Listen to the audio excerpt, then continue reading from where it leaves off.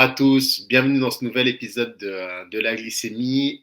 Aujourd'hui, j'ai le plaisir, l'honneur et le privilège d'être avec le docteur François Carré. Docteur, bonjour. Bonjour. Comment allez-vous, docteur? Écoutez, je vais aussi bien que possible, hein. Tout va bien. Merci beaucoup de nous accorder un petit peu de votre temps sur un emploi du temps qui est assez chargé. Docteur, on va rentrer directement dans le vif de l'interview. Je vais vous demander de vous présenter un petit peu et de présenter surtout votre spécialité qui est particulièrement intéressante. Alors moi, je suis François Carré, je suis cardiologue et médecin du sport au CHU de Rennes. Et en fait, je suis un petit peu particulier dans le sens où ça fait plus de 40 ans maintenant, oui, pratiquement 40 ans, que je me bats contre l'inactivité physique et la sédentarité, que j'utilise l'activité physique avec les médicaments. Bien évidemment, je prescris les médicaments tous les jours. L'activité physique ne remplace pas les médicaments, mais promouvoir l'activité physique en association aux médicaments, c'est-à-dire que je prescris des médicaments comme tous les médecins, parce que c'est essentiel, bien évidemment, hein. L'activité physique ne remplace pas tous les médicaments, mais je sais que quand on prend des médicaments et qu'on fait de l'activité physique, ben, le plus souvent, les médicaments marchent mieux et ça a été prouvé par des études. D'accord, d'accord. Merci docteur, c'est important de le préciser pour bien établir les choses et que ce qu'on va dire aussi après fasse sens pour tout un chacun. Lorsque je vous ai contacté docteur et lorsqu'on a commencé un petit peu à préparer cet entretien, il y a une chose que j'aimerais dire à nos auditeurs, à ceux qui regardent aussi, c'est que le docteur Carré est un cardiologue, donc on ne va pas s'intéresser particulièrement au diabète. Pour une fois aujourd'hui, il n'y a pas que le diabète dans la vie, il y a énormément d'autres pathologies et même, j'aimerais que ce message, le message que va porter le docteur Carré, puisse servir à toute la population parce qu'il l'a indiqué, on parle ici d'inactivité physique, de sédentarité, donc voilà, pour établir un petit peu le cadre des choses. Maintenant, si on y va beaucoup plus précisément et en profondeur, docteur Carré, pourquoi l'activité physique? Pourquoi on devrait ou on doit faire de l'activité physique? Alors, je crois qu'il faut regarder les choses en face. Aujourd'hui, nous savons, c'est prouvé que nous sommes génétiquement programmés pour bouger. Qu'est-ce que ça veut dire? Ça veut dire que nos gènes ne peuvent bien fonctionner que si nous bougeons. Donc, notre organisme ne peut bien fonctionner que si nous bougeons.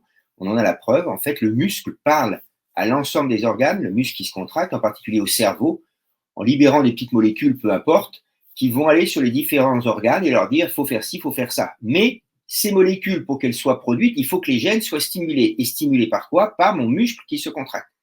En d'autres termes, comme je le dis, c'est vital de bouger. On ne peut pas être en bonne santé si on ne bouge pas. C'est impossible.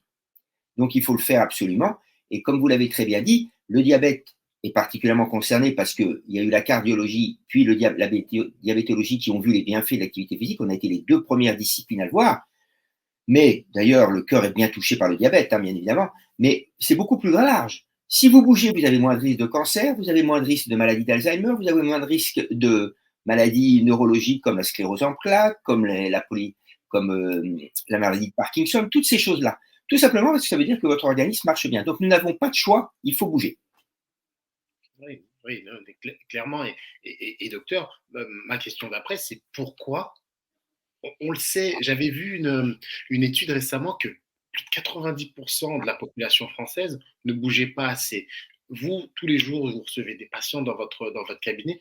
Pourquoi on n'arrive pas à bouger? On sait que l'être humain a certains gènes et certains facteurs qui font qu'il parfois il a un petit peu la flemme, mais pourquoi on n'arrive pas à bouger, docteur?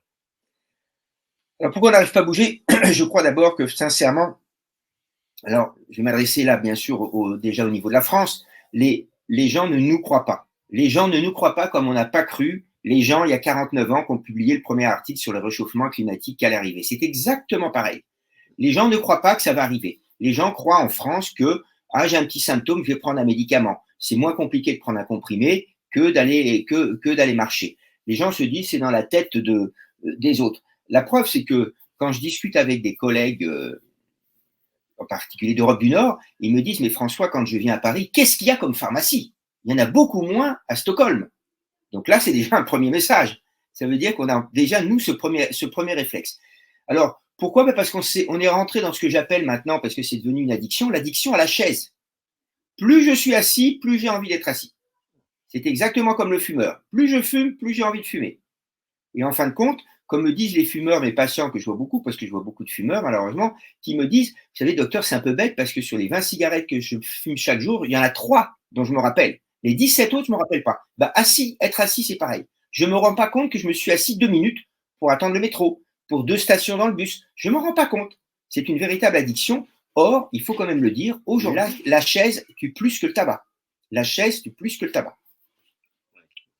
Clairement, en plus avec nos modes de vie qui vont aussi un petit peu moins inciter à se bouger. J'ai vu au niveau de l'école récemment, il y a une très belle initiative, je pense que vous avez dû en entendre parler, du ministère de la Santé, de l'Éducation nationale et de la jeunesse des sports, qui incitait un petit peu, qui mettait une Coupe du monde de la santé un petit peu avec des professionnels en fait qui devaient aller dans les écoles pour inciter à bouger un petit peu aux enfants. Et par rapport aux pays nordiques, c'est vrai qu'on est un petit peu en retard parce qu'on a moins cette culture-là de bouger, et ce qui nous crée aujourd'hui des chiffres qui sont vraiment, vraiment hauts. C'est, d'après vous, enfin, vous n'avez pas la solution et je n'ai pas, c'est un travail vraiment collégial, je pense. Quelles sont les pistes pour vraiment avoir cette culture-là, faire re-rentrer l'activité physique au sein de nos vies aujourd'hui? Alors, vous avez entièrement raison. Donc, en profitant de Paris 2024, le ministère des Sports et des Jeux olympiques et paralympiques a proposé de mettre 30 minutes avec l'éducation nationale, 30 minutes d'activité physique en primaire. Donc, en primaire, ça c'est quelque chose que nous, médecins, nous avions suggéré, nous défendons. Pourquoi en primaire? Parce qu'aujourd'hui, il faut savoir que les enfants, quand ils arrivent en sixième, ont des troubles psychomoteurs. Ce que je veux dire par là, c'est qu'il y a beaucoup d'enfants en sixième, 3 à 4 sur 6 qui ne sont pas capables de faire 4 cloche-pieds sur le même pied à 10 ans, 10-11 ans. Donc là, ce n'est pas du sport, ce n'est pas de l'activité physique, c'est de la psychomotricité. Donc on espère redonner aux enfants le goût de faire de l'activité physique et on espère même, pour être franc avec vous, que ce soit les enfants qui retransmettent à leurs parents le fait qu'ils ne font pas d'activité physique le samedi et le dimanche et qu'ils ne comprennent pas pourquoi. Donc le deuxième message que j'ai derrière, il faut que l'éducation nationale s'en empare.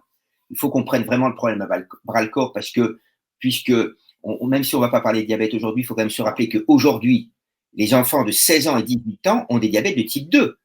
C'est une maladie de l'adulte. Moi, j'ai appris ça comme une maladie de l'adulte. Ça n'existait pas chez les enfants. Ça n'existait pas il y a 20 ans. Aujourd'hui, il y en a de plus en plus. Donc, il faut bien qu'on regarde tous les choses en face. Il faut qu'on s'empare du problème parce qu'on n'y arrivera pas autrement. Comme vous l'avez très bien dit, je ne sais pas comment on va prendre en charge tous les malades avec le manque de médecins. Enfin, qu'un bébé, on peut le mettre sur le ventre, on n'a pas besoin de le laisser assis toute la journée dans un couffin. Qu'un petit enfant, il faut qu'il bouge au moins 3 minutes, 3 heures par jour. Moi, j'ai des petits-enfants, quand je les emmène dans un parc, il n'y en a aucun qui s'assied par terre sans bouger. Ils courent tous, les enfants. Tous les enfants courent naturellement. Et il faut qu'après, avec les ados, de temps en temps, on dise, bah, tiens, allez, on va prendre le vélo, allez, et ben là, on va faire les courses, mais aujourd'hui, on ne prend pas la voiture, on va y aller à pied. Bien sûr, si ce n'est pas 15 km, bien évidemment. Mais, vous voyez, l'exemple reste. Quoi qu'on dise, quand je parle avec les sociologues, les psychosociologues, les psychologues de l'enfance, les psychopédiatres, ils me disent tous, c'est l'exemple. La preuve, je prends un dernier exemple pour finir, quand est arrivé le Covid, qu'est-ce qui s'est passé? Les maîtresses ont appris aux enfants à se laver les mains. Tous les enfants se lavaient les mains immédiatement. En quelques jours, on arrivait chez quelqu'un, l'enfant allait se laver les mains. Donc, c'est possible. Mais il faut qu'on ait tous conscience de ça. Or, les papas, les mamans qui adorent leurs enfants ne se rendent pas compte combien c'est dangereux qu'ils ne bougent pas. Oui, et additionné à ça, merci docteur, additionné à ça, on va avoir encore des difficultés encore plus grandes avec la nourriture, l'alimentation aujourd'hui qui va faire effet double en fait. Donc on ne bouge pas et en plus de ça, pour faire pour faire une caricature, on va manger des chips devant la télé. Et c'est pas mauvais de manger des chips, hein, c'est pas mauvais de s'asseoir, mais c'est la répétition en fait qui va créer directement après les maladies. Et après, on va se retrouver dans des situations qui sont un petit peu délicates. Vous, lorsque j'ai regardé un petit peu votre travail, ce que j'ai aimé, c'est le message déjà que vous portiez par rapport à l'activité physique, de se bouger. Est-ce que, docteur, vous pourriez, vous, en tant que cardiologue, nous définir l'activité physique? Qu'est-ce qu'une activité physique? C'est-à-dire que, est-ce que quand je me lève, c'est déjà une activité physique ou je suis obligé de courir un marathon toutes les semaines? Non, alors cette question est très importante parce que je vois déjà, puisque je les entends, les papas et les mamans que je vois dans mon cabinet quand leur enfant a des problèmes soit cardiaques, soit d'essoufflement à l'effort, tout simplement, hein, qui sont liés au manque d'activité physique, eh bien, je leur explique que là, et les auditeurs nous ont entendus, on n'a pas parlé de sport. Je ne parle jamais de sport. Je suis cardiologue du sport, je vois des sportifs qui ont des problèmes cardiaques ou des cardiaques qui veulent faire du sport, mais je vois surtout des gens qui ne bougent pas assez. Je ne leur propose pas d'aller acheter des chaussures, d'aller s'inscrire une licence, pas du tout. Comme vous l'avez dit, quand je me lève, je fais une activité physique. Certes, son intensité n'est pas suffisante pour avoir tous les bienfaits que je peux tirer de l'activité physique, mais j'aime mieux me lever, les gens qui se lèvent de leur lit, que les gens qui restent au lit toute la journée. Tout simplement parce que un pas de plus, comme le dit l'Organisation mondiale de la santé, 1 minute de moins assis par jour, un pas de plus par jour, c'est bon pour votre santé. Donc chaque fois que vous bougez, alors toutes les activités physiques comptent, ça peut être à domicile, ça peut être le bricolage. Alors, bien évidemment, comme je dis toujours, les gens citent toujours le jardinage. Quand je taille des rosiers, oui, c'est de l'activité physique, mais c'est plus efficace quand je fais un petit trou, une petite tranchée ou quand je bêche mon jardin. Il faut en réalité faire une activité physique où je suis un peu essoufflé, modérément essoufflé. D'accord, d'accord, oui. Comme ça, on a le cadre. Et justement, juste avant cette interview, je vous avais posé une question par rapport à la fréquence cardiaque. Et vous m'avez indiqué qu'il y a une spécialité que vous, sur laquelle vous étiez encore plus concentré, c'est tout ce qui est le souffle. Donc, vous en parlez pour les jeunes enfants, le souffle et l'essoufflement. Est-ce que vous pouvez un petit peu élaborer là-dessus, nous expliquer un petit peu la différence et surtout votre spécialisation par rapport à l'essoufflement, docteur? Alors oui, effectivement, pendant très longtemps, moi, j'ai beaucoup utilisé, en plus, en tant que cardiologue, on utilise beaucoup la fréquence cardiaque. Et à l'époque où je proposais des programmes d'entraînement à certaines personnes, je me suis rendu compte que la fréquence cardiaque n'était pas idéale. Alors d'abord, il faut déjà avoir l'appareil pour l'apprendre, parce que quand on l'apprend au niveau du cou ici, on se trompe très régulièrement. Et puis deuxièmement, on s'est rendu compte que la fréquence cardiaque n'est pas aussi sensible que ça à la fatigue. En d'autres termes, si jamais je dis à quelqu'un, il faudrait que vous marchiez et que votre fréquence cardiaque soit à 120 battements par minute. Elle va commencer. Un jour, elle va partir avec sa montre qui va regarder, par exemple, sa fréquence cardiaque et lui montrer 120. Donc, c'est parfait, il est là. Alors, généralement, on dit jamais 120, on donne une fourchette. Hein. On va dire entre 115 et 125 ou 118 et 123, vous voyez, parce qu'on sait que le cœur varie. Et puis, le lendemain, la personne, parce qu'elle n'a pas bien dormi, parce qu'elle a des soucis, parce qu'elle est plus fatiguée sans s'en rendre compte, va commencer à marcher et se dire, oh, mais j'arrive pas à monter à 120. Ah là, c'est vraiment dur. Qu'est-ce que je suis essoufflé? Alors que d'habitude, elle n'est pas si essoufflée que ça. Eh bien, il ne faut pas qu'elle cherche à forcer, puisque ça veut dire que son corps n'a pas envie que son cœur monte jusqu'à 120, parce qu'il a mal peut-être à un muscle, parce que différentes raisons. Donc, je me base toujours sur le souffle. En fait, alors soit on peut faire savant et on va dire qu'on a une échelle de souffle de 0 à 10, 0, je ne suis pas du tout essoufflé, 10, je suis asphyxié, et l'idéal, c'est d'être entre 5 et 7. Voilà. Moi, j'ai fait beaucoup plus simple, ce que je dis à mes patients, vous avez 4 intensités. L'intensité très légère, donc ça, c'est quand je coupe mes rosiers, c'est que je peux chanter et parler en coupant mes rosiers. Après, j'accélère. Donc là, je commence à marcher vite dans mon jardin, peut-être pour pousser ma tondeuse. Et à ce moment-là, je peux parler, mais je ne peux pas chanter. Ni parler, ni chanter. Et donc, à ce moment-là, je suis dans une activité physique intense.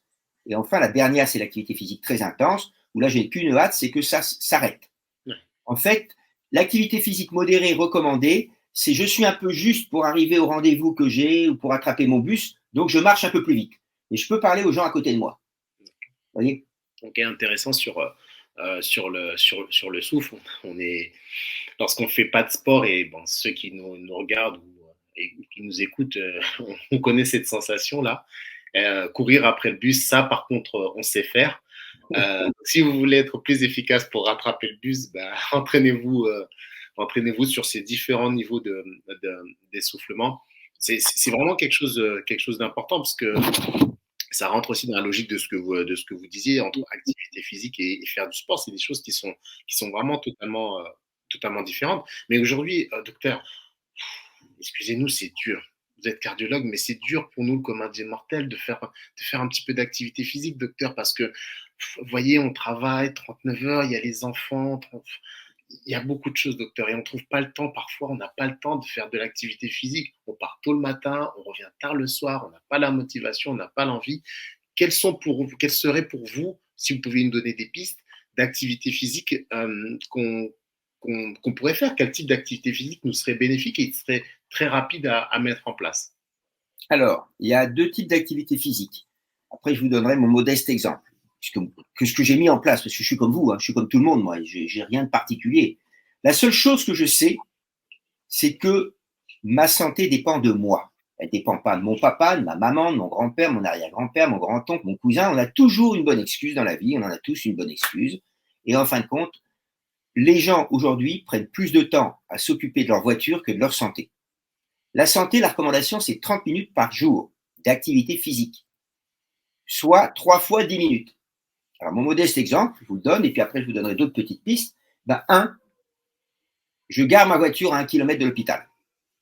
Donc, je marche 10 minutes pour y aller, 10 minutes le soir, et ça me fait 20 minutes de fait.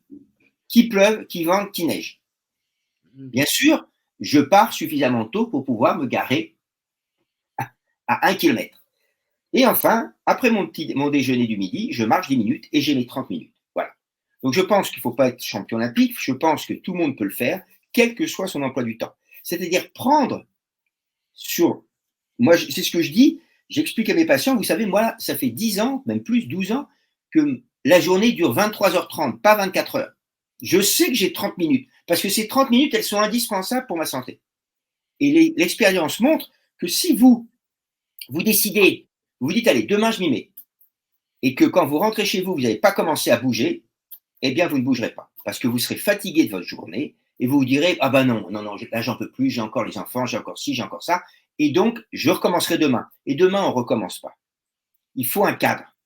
Il faut que dans votre emploi du temps, vous ayez ces 3 fois 10 minutes.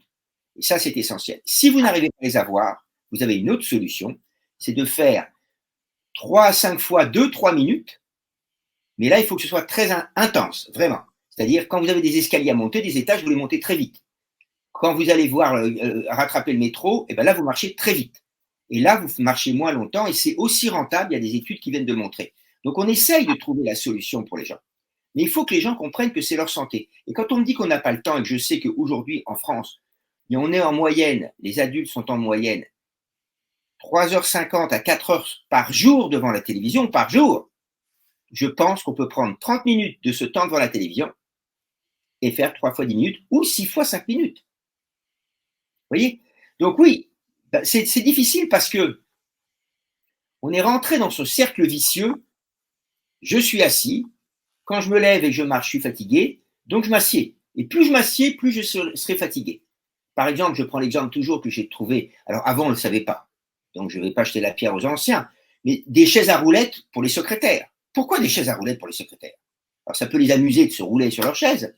J'en sais rien. Mais en fait, la secrétaire, avant, elle se levait, elle allait chercher un dossier, donc elle faisait un petit peu de renforcement musculaire. Elle marchait, et maintenant, elle ne peut même plus le faire. Elle prend sa chaise, elle se pousse sur le bureau, elle va chercher le dossier. Vous voyez, on est dans toutes ces petites choses qui font que, expliquez-moi pourquoi quand j'ai un escalier roulant devant moi, je ne monte pas les marches. Alors que quand cet escalier est en panne, je les monte, les marches. Oui, forcément. Oui, parce qu'on est forcé peut-être. Mais maintenant, il faut que je sois… il n'est pas question de les monter à toute vitesse. Mais pourquoi je ne monte pas ces marches? Il n'y a pas d'un… Vous voyez? Et en fin de compte, chaque marche en moins que je monte, eh ben, ça aggrave mon état de santé. Et surtout si je suis malade. Parce que tout à l'heure, on a parlé un petit peu des diabétiques, mais les diabétiques qui ne bougent pas, ça aggrave leur maladie. Et bien souvent, les médecins ne s'en rendent pas compte. Pourquoi un diabétique se déséquilibre? C'est parce qu'il ne bouge pas. Ce n'est pas le diabète qui s'aggrave. Comme un cardiaque, c'est pareil. Moi, j'ai plein de cardiaques qui sont plus essoufflés, non pas parce que leur maladie cardiaque a changé, c'est parce qu'ils ne bougent pas. Et quand moins je bouge, plus je suis essoufflé, ou plus j'ai mal aux jambes. Donc, vous voyez, après tout le reste, je l'entends bien, mais malheureusement, je n'ai pas le choix. Regardez, on se lave bien tous les dents. Pourquoi on se lave les dents? C'est pas par plaisir. Enfin, on devrait tous se les laver. Pourquoi on se lave pas? On se lave, c'est pas par plaisir. C'est parce que on a appris et c'est devenu un automatisme de se brosser les dents le matin et le soir. Et bien maintenant, l'automatisme, c'est 3 fois 10 minutes par jour. Clairement, un automatisme. Donc, je retiens vraiment automatisme et régularité aussi, et surtout un côté d'organisation. Vous le disiez tout à l'heure, ma santé, elle est à moi, elle m'appartient crois que mes géniteurs, ma famille et ma santé, elle m'appartient, c'est à moi de prendre le lead là-dessus, de prendre vraiment la responsabilité de ma propre vie pour voilà, essayer d'aller le plus loin possible avec le corps que j'ai, parce que j'en ai qu'un, on va pas nous changer de corps. Donc, c'est important par rapport à ça. Docteur, il y a un point aussi que je voulais évoquer par rapport à l'activité physique. Vous savez, aujourd'hui, on est beaucoup dans une époque de réseaux sociaux avec pas mal de plateformes. Et la société aujourd'hui est une société d'image encore plus qu'elle ne pouvait l'être dans les années précédentes et dans les décennies précédentes.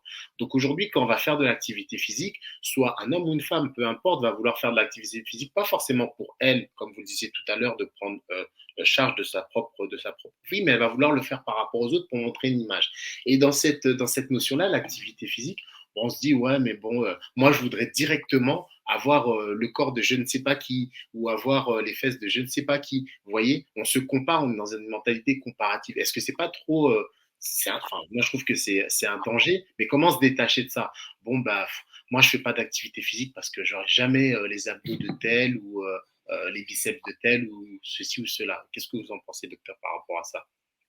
Ah ben ça, mais non, ça c'est tout à fait vrai. Je crois qu'en fait, d'abord, les personnes qui veulent avoir les abdominaux de Ronaldo ou de n'importe qui, peu importe, parce que on les voit très souvent, c'est pas en faisant de l'activité physique qu'on les a. Ça, faut pas rêver. Il faut vraiment travailler très, très, très, très dur. Et là, on rentre dans un autre système. Nous médecins, moi, c'est pas la tablette de chocolat qui m'importe quand je regarde mes patients. C'est simplement leur tour de taille. Il faut qu'ils aient une taille normale parce que je sais que la graisse qu'ils ont à l'intérieur du ventre, c'est une graisse mauvaise qui va favoriser les diabètes, les infarctus, toutes les maladies chroniques, quelles qu'elles soient. Donc, moi, ce que je leur demande, c'est simplement de faire attention à équilibrer ce tour de taille. Et même le poids ne m'intéresse pas. Je pèse très rarement mes patients. Pourquoi? Tout simplement parce que, comme je dis, Teddy Riner, il est lourd sur la balance, mais il n'est pas gros. Je peux être lourd et pas gros. C'est pas la même chose. Et ça, on l'oublie beaucoup. Alors que la balance, elle ne différencie pas en lourd et gros. C'est le même poids pour les deux. Donc, moi, j'aime bien le tour de taille. Et puis, pour aller dans le sens de ce que vous disiez, le but de l'activité physique, c'est que ça redonne du plaisir. C'est pour ça que souvent, on me pose la question, qu'est-ce que je dois faire? Alors, c'est simple. Ce que vous devez faire, c'est du cardio, c'est-à-dire être un peu essoufflé, et du renforcement musculaire, c'est-à-dire ne pas hésiter à monter les escaliers et à les descendre quand vous avez 2 étages. 3 étages, vous pouvez très bien en monter un si vous êtes fatigué et prendre l'ascenseur pour les 2 derniers. Mais au moins, vous en avez monté un. Et vous avez fait du renforcement musculaire. Ou bien porter votre cabas chargé de commission. Ben, ça, c'est du renforcement musculaire. Donc, c'est des choses. Et c'est ça qu'il va falloir associer. Alors là, vous n'avez pas vraiment forcément le plaisir. Quoique, au bout d'un moment, quand vous vous dites, bah tiens, dis donc, maintenant je monte mon étage et avant, j'étais pas capable de monter 5 marches, j'en monte 20, bah vous vous dites, ah bah quand même, je suis pas complètement nul, hein, j'ai progressé. Et donc, ça, c'est important. Donc, avoir envie de faire et prendre du plaisir. Alors après, vous pouvez faire de l'activité physique avec vos enfants, vos petits-enfants, vos amis. Et là, il n'y a pas de sport, que ce soit le golf, le marathon, le vélo, la promenade, la marche nordique, tout ça c'est très bien parce que je fais un petit peu de tout. Le vélo électrique, très bien le vélo électrique. J'ai rien contre le vélo à assistance électrique. Par contre, j'ai rien pour la trottinette électrique parce que là je fais rien du tout. C'est pas pareil, hein, les deux. Hein. Faut pas se tromper, hein, parce qu'il y a des fois les gens ils se trompent un petit peu. Je fais de la trottinette, ils oublient de me dire que c'est électrique. Bon, donc je leur demande bien sûr si ça l'est. Donc en fait, prendre du plaisir et c'est ça qui est essentiel. Après, vous savez, ressembler à je sais pas quelle vedette féminine ou à quelle vedette masculine, bof, c'est du paraître. Hein. Ils sont peut-être jolis à regarder, mais ils ne sont pas forcément très intéressants. Tandis que je peux être moins joli à regarder et être beaucoup plus intéressant quand les gens me parlent. Donc, hein, moi, c'est ce que je dis toujours. Vous savez, génétiquement, j'aurais rêvé de mesurer 1,90 m et d'avoir les yeux bleus. Bah, vous voyez les résultats, bah, je fais avec. Hein, et puis, je ne suis pas si malheureux que ça. Il y a cette notion aussi à prendre en compte hein, pour chacun ne pas se comparer, chacun son évolution, chacun sa vie, hein, même si c'est difficile pour certaines personnes dans le monde dans lequel on vit, se reconcentrer sur soi-même, je pense que c'est une bonne chose à faire. Docteur, on arrive vers la fin de notre discussion et moi j'aimerais vous parler de quelque chose qui est vraiment totalement contraire. Maintenant, l'excès de sport. l'excès de sport. C'est-à-dire que on le sait, certaines personnes, sans le citer, Vicente Lizarazu, par exemple, l'ancien champion du monde, a une forme de bigorexie, c'est-à-dire vraiment addict au sport. Est-ce que vous en voyez dans votre cabinet? Qu'est-ce que vous préconisez par rapport à ça? Parce que le sport envoie tellement d'hormones positives dans le corps qu'à bout d'un moment, ça en devient une addiction. Est-ce Ah, que... vous avez tout à fait raison. J'ai parlé de l'addiction à la chaise, je peux parler de l'addiction au sport. Alors après, c'est pas du tout le même proportion au niveau de la balance, hein. Si je mets l'addiction à la chaise, c'est comme ça, et le sport, ça va être un petit peu comme ça, c'est tout simplement parce que c'est quand même très rare. J'ai eu des patients, je me rappelle de quelqu'un qui faisait du triathlon, et j'ai dû me fâcher un petit peu en lui disant qu'il fallait qu'il aille voir un psychologue parce que d'abord, il avait des problèmes cardiaques sévères, et donc il prenait un risque, et surtout, il était dans le déni. Hein, et c'est-à-dire que, en fait, non, les symptômes qu'il avait, c'était pas lié au sport, c'était pas quand il faisait du sport, c'était parce qu'il n'était pas fatigué, qu'il avait mal dormi, enfin toutes ces choses-là. Il trouvait toujours des excuses. Donc oui, il faut toujours raison garder dans tout. C'est comme pour le travail. Hein, c'est pas raisonnable de travailler 15 heures par jour pendant des jours. De temps en temps, on donne un coup de collier parce qu'on est à la bourre pour faire ce qu'on avait à faire. Mais au bout d'un moment, le corps dit stop de toute façon. Et donc, dans la bigorexie, vous avez effectivement cette chose-là qui apparaît. Et donc, il faut toujours raison garder. Moi, c'est vrai que je cours depuis que j'ai l'âge de 10 ans. Hein, donc, ça fait, pour rien vous cacher, 59 ans, parce que j'en ai 69. Et donc, en fait, je n'ai jamais eu ce manque. C'est-à-dire, si demain, pendant 8 jours, je ne vais pas courir, alors je vais toujours essayer de continuer à marcher pour ma santé. Mais je ne peux pas courir, je n'ai pas l'emploi du temps, j'ai mal à un pied, n'importe quoi. Eh bien, c'est bon, je vais arriver. Alors, comme je vous dis, je ne suis pas du tout un exemple. Je veux dire par là qu'il faut qu'on arrive quand même dans notre tête à garder la raison. Mais vous avez des gens qui sont très sensibles aux endorphines, là, les hormones dont vous parliez tout à l'heure, qu'on libère quand on bouge. Et quand ils les ont pas, ben, c'est comme le fumeur de cannabis ou le fumeur de cigarettes, il lui manque quelque chose. Alors là, pareil, il faut se dire non, non, non, là, je suis en train de tomber dans quelque chose qui va être délétère pour ma santé. Et ça, il ne faut pas le cacher, mais c'est quand même très, très, très, très rare. D'accord, d'accord, docteur. Moi, j'aimerais, mon avant-dernière question, ça serait un petit peu votre bouteille à la mer. Comment vous voyez le futur? Qu'est-ce que vous pourriez dire aux générations futures, à un enfant je sais pas, il serait peut-être pas sur la vidéo, mais un enfant de 9 ans, je sais pas, voilà, qui tomberait sur cette vidéo, voilà, pour le futur, comment vous le voyez, et qu'est-ce qu'il est très important en matière de santé à se mettre en tête? Alors, je dirais que d'abord, il faut qu'il sache que sa santé, elle dépend de lui. Il faut qu'il pense à son plus beau jouet, le plus beau jouet auquel il fait attention, son doudou. Tiens, on va même parler de son doudou. À 9 ans, on n'a plus de doudou, mais bon, pour les tout petits. Ou pour quelqu'un, un autre enfant à qui a eu le jouet, qui vous l'attendait pour son anniversaire depuis des années, il l'a. Alors, j'ai peur que beaucoup pensent au smartphone. Alors, allons-y pour le smartphone. Pour son smartphone le plus beau, il va y faire attention. Il va prendre plein de soins autour de lui. Eh bien, sa santé, c'est pareil. Et il pourra d'autant plus se servir de son jouet que sa santé sera bonne. Parce que le jour où malheureusement il est malade, eh bien, il ne peut plus s'en servir de son plus beau jouet. Donc sa santé, ça dépend de lui. Et personne ne peut faire d'autre. Personne d'autre peut s'en occuper. Donc c'est simplement pour l'enfant, c'est pas 30 minutes, c'est 60 minutes de jeu, pas devant les jeux vidéo, par jour. 6 fois 10 minutes. C'est-à-dire que chaque fois qu'il sort, et bien quand il court, c'est parfait. Et il faut aussi que les papas et les mamans arrêtent de dire ah celui-là il tient pas en place, il court tout le temps et tout. Eh bien oui, laissez-les courir. C'est bon pour sa santé. Et même chose d'ailleurs pour les professeurs des écoles.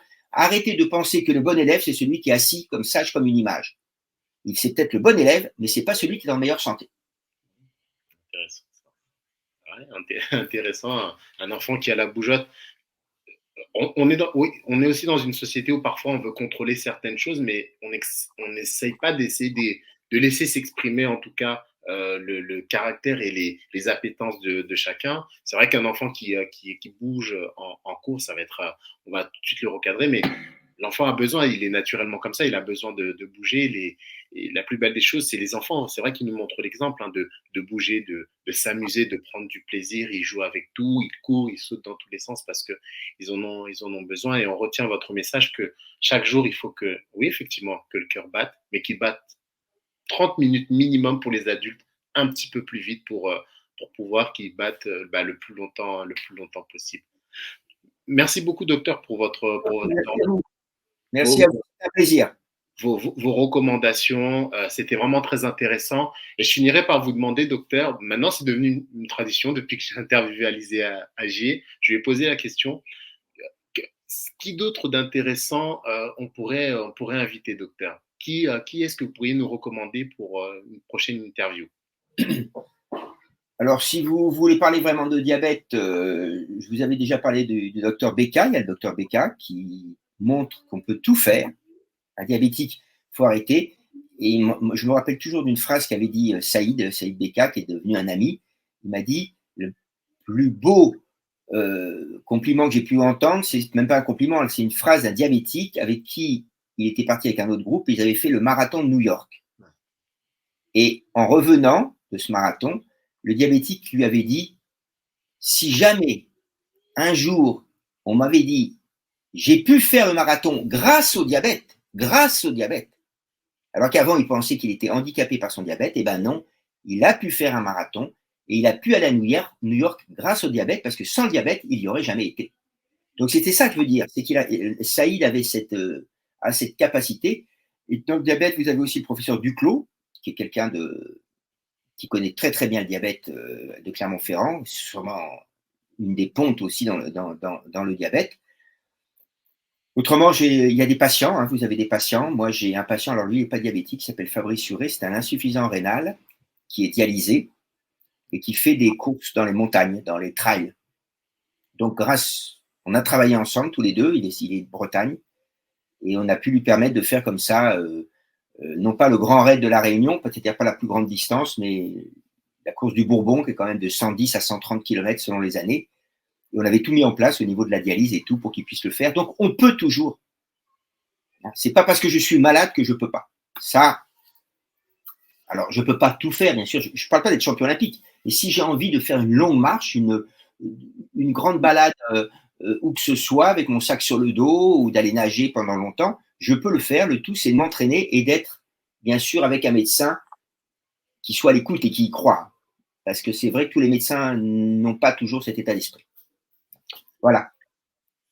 D'accord, docteur. Ok, je retiens et on fera le nécessaire pour. Encore une fois, merci beaucoup pour votre temps, docteur. Merci. Je vous souhaite une très bonne journée. Merci pour tous ces encouragements et cette vision. J'espère que ça servira à quelqu'un quelque part, en tout cas. Merci beaucoup, docteur. Merci, au revoir. Au revoir.